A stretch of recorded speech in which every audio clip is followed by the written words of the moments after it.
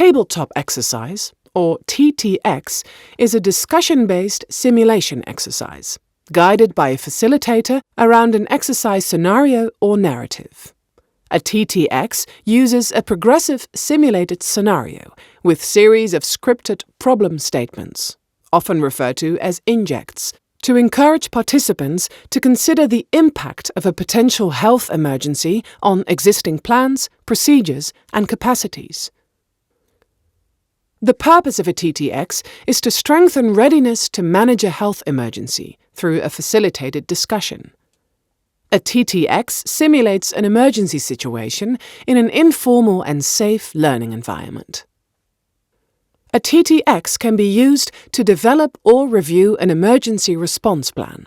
It will familiarize participants with their roles and responsibilities in an emergency situation and identify and solve problems through a facilitated and open discussion. A TTX is a versatile tool to address strategic and operational issues. The scope and objectives of the TTX will help to identify the profile of the required participants.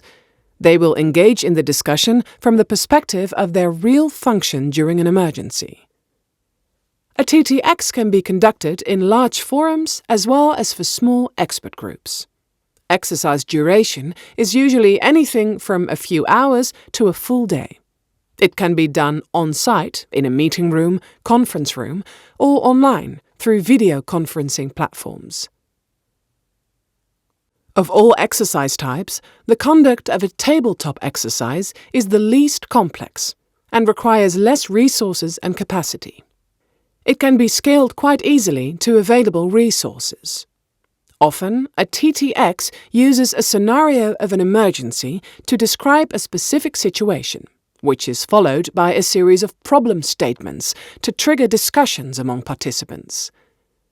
Different ways of presentation can be used to do this, including through a PowerPoint slide deck, printed documents, as well as through audio and video clips. As the complexity of a TTX is limited, the roles of exercise director, lead facilitator, and exercise facilitator are often merged.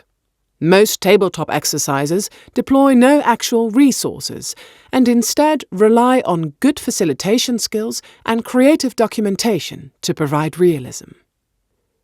The exercise will be implemented under the leadership of a lead facilitator, who may also be supported by other facilitators, depending on the size of the group. The lead facilitator is responsible for the management of the exercise team, including other facilitators of breakout groups, exercise evaluators, and observers, if applicable. Facilitating a TTX requires the facilitator to encourage discussion among participants. Thus, it requires strong communication and listening skills. Lead facilitators must have the confidence to control the room, engage all participants, and moderate the discussions in line with the purpose and objectives of the exercise. The facilitator is often called on to mediate heated debates, to engage quiet participants, to ensure everyone plays an active role, to manage exercise timing and flow, to clarify points made by participants, and to summarize the session outcomes at the end. The facilitator is not there to provide answers for the exercise, but rather to enable participants to have a constructive and solutions-driven conversation.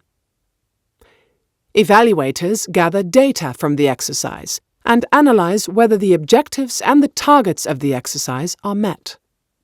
Their evaluation will focus on the performance of the emergency system, including its effectiveness, capabilities, strengths and weaknesses, and areas for improvement.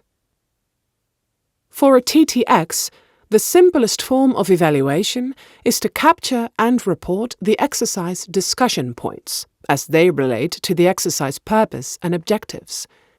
This should also include solutions, recommendations, and ideas on how to improve the level of preparedness and response readiness. Finally, observers only observe the exercise, but may submit their observations as part of the evaluation process. Although they do not have an official role in the conduct of the exercise, they can have valuable insights. Observers will not intervene during the exercise, but may be asked to provide their input during the debriefing session. Observers can comprise any stakeholders interested in the exercise. Debriefing sessions are an essential part of the exercise and should be allocated sufficient time. Each exercise ends with an immediate debrief, also known as hot wash. This debrief is a facilitated process, often conducted by the lead evaluator or facilitator. The focus of this first debrief is to allow everybody an opportunity to provide initial feedback when the exercise is still fresh in participants' minds. It also gives them an opportunity to bring together their thoughts before the formal debrief and to relax from the often stressful environment of the exercise. If required, it can be done simultaneously in multiple locations by different members of the facilitation team. The hot wash does not include evaluation of the exercise outcomes, nor does it go into the level of detail planned for the main exercise debrief.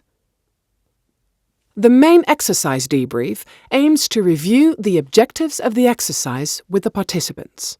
The aim of the debriefing is not to evaluate individual performance during the exercise, but rather to reflect on their experience during the exercise.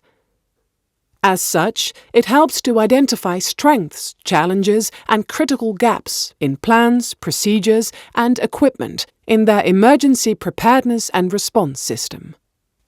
This can be done through various techniques, such as world cafes or plenary and group-based identification of key achievements, gaps, and recommendations. The aim and methodology of the debrief will be defined by the exercise objectives in the planning stage. Ideally, the exercise debrief includes a way forward or action planning process with clear and concrete actions to improve response capacity. After debriefing with the participants, the exercise management team should have a separate debriefing session. This reflects on the exercise planning and implementation, as well as to confirm responsibilities and timelines for completion of the exercise report.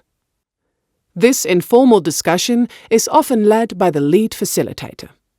It's aimed at identifying lessons and opportunities for similar future projects. An initial meeting to report back to leadership or senior management is recommended. The purpose of this meeting is to share the initial findings of the exercise, including challenges, achievements, and recommendations. Other goals may include gaining senior management support for the proposed recommendations or the action plan.